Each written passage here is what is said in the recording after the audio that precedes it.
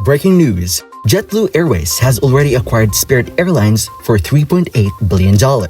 It must now gain the approval of antitrust authorities.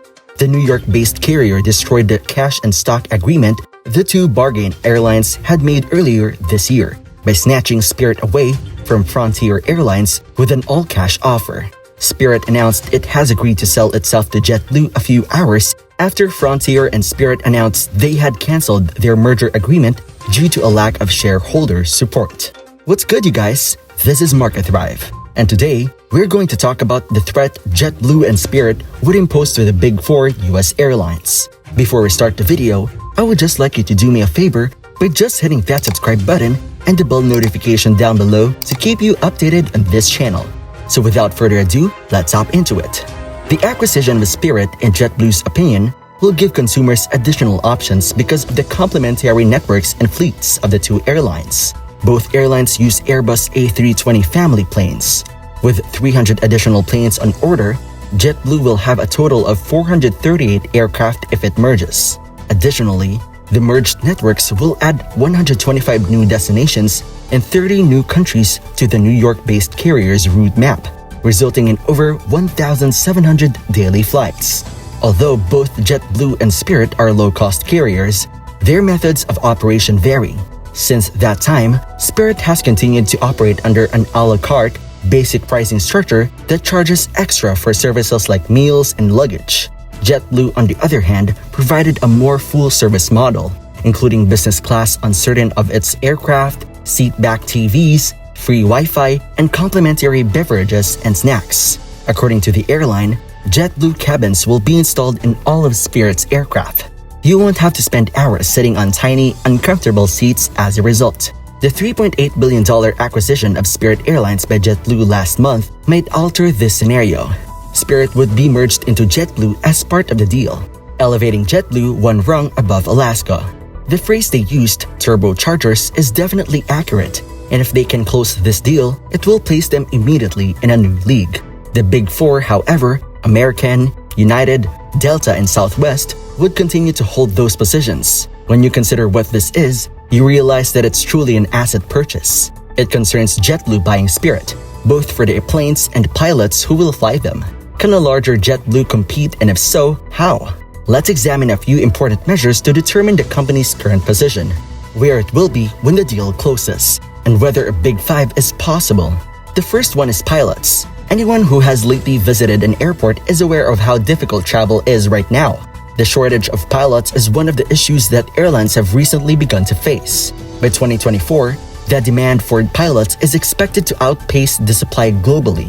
However, it is already a reality in North America, where airlines are battling to find and keep workers. Airlines like Spirit, Frontier, Allegiant, and JetBlue have lost pilots as a result of these individuals preferring to work for United, American, Delta, and Southwest instead. In essence, this is a method for JetBlue to build a team of pilots to support that expansion. By bringing on Spirit, JetBlue would increase its pilot population from about 3,800 to about 6,600. Still, that amounts to roughly half of Delta's 13,180 pilots, which rank first in the sector. Simply said, having more pilots gives them far more dimension. As a result, when they enter a new market, they can either offer numerous flights per day rather than perhaps just one, or they can enter additional new markets where they are not yet active. And that just makes them potentially more significant competitors, you know? The type of pilots brought in by the transaction would be advantageous to JetBlue as well. Both JetBlue and Spirit use a large number of Airbus models. JetBlue can streamline operations and significantly cut expenses by using pilots who are already type-rated and certified to operate an Airbus A320 or an A321 aircraft. The next one is fleet. JetBlue trails the Big Four by a significant margin with its fleet of 282 aircraft. Even with the Spirit acquisition transaction, airlines are currently having a lot of trouble procuring aircraft. Delivery and production delays are present. Therefore, JetBlue found it very alluring to simply acquire a few hundred planes swiftly. Thus, JetBlue would have 458 aircraft in total, with another 300 planes on order if it acquired Spirit's entire all-Airbus fleet. To sort of reach the level that they need to get organically, I believe they mentioned it would take several years, perhaps 8. In order to reach a size where they can even start to compete with these larger airlines, they felt that acquisition was the best option after doing some research. Though they won't fly as is, JetBlue has stated that it will remove seats of Spirit's crowded aircraft in order to make them more comparable to JetBlue's roomier model.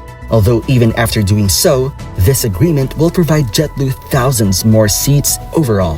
Spirit's yellow will be covered. Now, let's talk about the seats. It's preferable to look at a metric called available seat miles to gauge how the airline performs. By dividing the number of seats available on a certain flight by the distance that particular aircraft will fly, this metric is computed. Your capacity increases as your ASM count increases. Therefore, it's a fantastic measure to illustrate an airline's size from a capacity perspective. 54 billion seat miles were accessible to JetBlue in 2021. The airline would move up to 4th place, Southwest and then 6th place, Alaska if it combined with Spirit's 40 billion. However, even with Spirit, JetBlue will only account for 8% of the total seat capacity. Analysts predict that JetBlue will need to broaden its reach in order to increase that. In my opinion, setting up some sort of focus city with a sizable population in the middle of the nation would be the best way for JetBlue to increase its market share and approach that Southwest, United, Delta, and American destinations come last. 98 locations are currently served by JetBlue. 90 is reached by the Spirit, but 188 wouldn't be served by the new carrier. According to JetBlue, that amount is more like 127. Regulators used to routinely say, quote, "Well, you overlapped here," end quote, in the past. In order to reduce the amount of overlap, we require you to close some airport gates or to sell some assets. There will probably be at least some pruning if the deal is permitted to move forward. JetBlue would pass Southwest, which flies to 121 places at the moment, with 127 destinations. More than twice as many destinations would be served by the other three. According to a Cerium analysis, the agreement would make Fort Lauderdale JetBlue's busiest airport. After American, the combined airline would overtake Southwest and Delta in terms of passenger capacity, moving up to 2nd place in Florida. Florida has been one of the busiest flying destinations in the nation, especially during the past few years. It is crucial for airlines to be present there in a significant way, and expanding there may be really beneficial for them. According to JetBlue, a greater presence in places like Fort Lauderdale would result in lower travel costs. JetBlue would, however, be eliminating an ultra-low-cost carrier from the picture, and some contend that diminished competition may lead to price increases for everyone. The key to obtaining authorities to approve the combination will be to show that there would still be competition and affordable prices after the merger. According to JetBlue, by approving all of these mergers, the government has enabled the formation of 4 extremely large airlines that control the market, and that the only way to deal with that issue is to give another carrier room to grow and become sufficiently large to compete with those 4 major airlines. Regulators would virtually probably block a merger between Spirit and JetBlue, according to arguments made previously by Spirit and former suitor Frontier, and the review procedure might hinder Spirit for up to 2 years. According to JetBlue, regulator resistance to any deal, including the failed merger of Spirit and Frontier, would be comparable. By the first half of 2024, JetBlue anticipates that the deal will be approved and completed. There will then be a 4 to 5 year integration period, and according to observers, it might take even more time before it can seriously compete with the Big Four.